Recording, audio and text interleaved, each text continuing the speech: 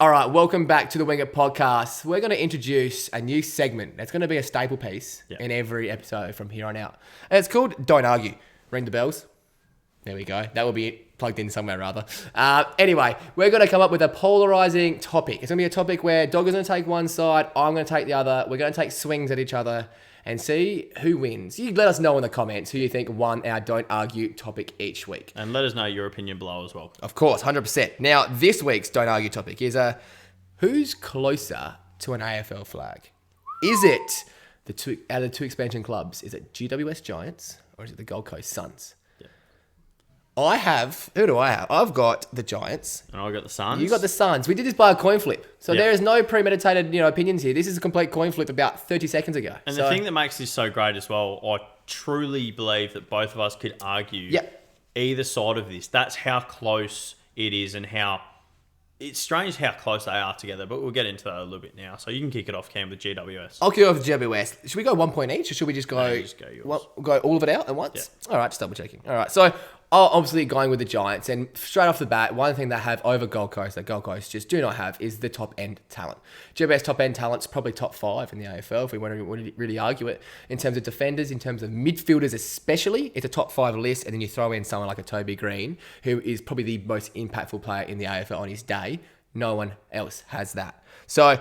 I talk about they have finals experience. This team has historically underachieved, but they continue to make finals, and they have for the last 5 years now. I think they've made 3 prelims, dare I say, made a grand final on top of that as well. Got blown out in some of those prelims and blown out in the grand final, obviously. But they've got experience. Yeah. And the main thing about that is this team isn't 35 years old with experience. This is a team with Whitfield, Kelly's, Greens, all around 27, 28 years old. So they're just hitting prime time right now. They've still got 4 years of great football left. And they've still got youth like Tim Taranto's at 24. This team is nowhere near done yet. They've been so close so many times that we're just getting a bit of voters fatigue. We're getting a bit of like, oh yeah, it's GWS again. But they are still good enough to win games and win a flag. This year's been terrible. I will not concede anything there. They've been shocking. But some new blood, a new coach, who knows what they can instill with a new side. Hey, they might get Clarko for God's sake. They're in the box seat apparently. So... who knows with a team that's nowhere near aging? Callum Ward's their only old star, so I'm not really fussed about if he goes or whatever. Who cares? They've got all their stars for another 4 years, fresh coach, experienced team, and top-end talent coming through their nose. They can win a flag in the next 4 or 5 years, no worries. You are great at dribbling shit. There is no way the GWS Giants are closer to a flag than the Gold Coast Suns right now. Ooh. Don't even have a coach at the moment. Doesn't that speak for itself? Anyway, more into the Gold Coast Suns. Every single year with the Suns over the last few years, they've had different players step up and different players be the star role model for this team. So this year, it's been Noah Anderson in my opinion. Noah Anderson's taken a huge leap this year. He's into the leadership group and apparently he's one of the biggest leaders around the club and is a future captain by all accounts, which is massive. Last year, you had Touk Miller step up, who was unbelievable. Years before that, you've had your Charlie Ballards. You've had your Jack Bowes. Winger podcast. You've had your Will Powers. Oh, Winger podcast. And also, you had your Sam Collins, who's one of the best lockdown defenders in the AFL and has proven it time in, time out, and doesn't get any of the recognition whatsoever.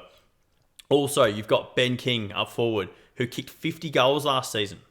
He was absolutely massive and he's proving to be one of the best young forwards in the competition right now. And again, does not get the credit. And the problem with the Suns has always been players don't want to play there. Players don't want to go there. But now they're getting more and more long-term contracts and players extending. Like you look at Touk Miller, extension. Ben King, extension. Sam Collins. They're building something up there at the Gold Coast Suns, building a real culture. And by all accounts from our friend Will Power, big fan. They're building something to the future and they're looking at finals footy. They're not just wanting to get 4, 5, 6 wins a season. They're wanting to push and be a competitive team again in the competition. And I think they easily have the talent for that. And with Ben King coming back next season, with a great ruckman in place, which GWS don't even have either. They're just scraping the free agents list at the moment. It's the waiver wire ruckman. They've got Jared Witts, who's a captain of the club and he's a great leader, leads from the front, really hard at the ball and really talented ruckman, to be honest. they're really just setting the example for what an expansion team could do. And also, they got the backing of the AFL.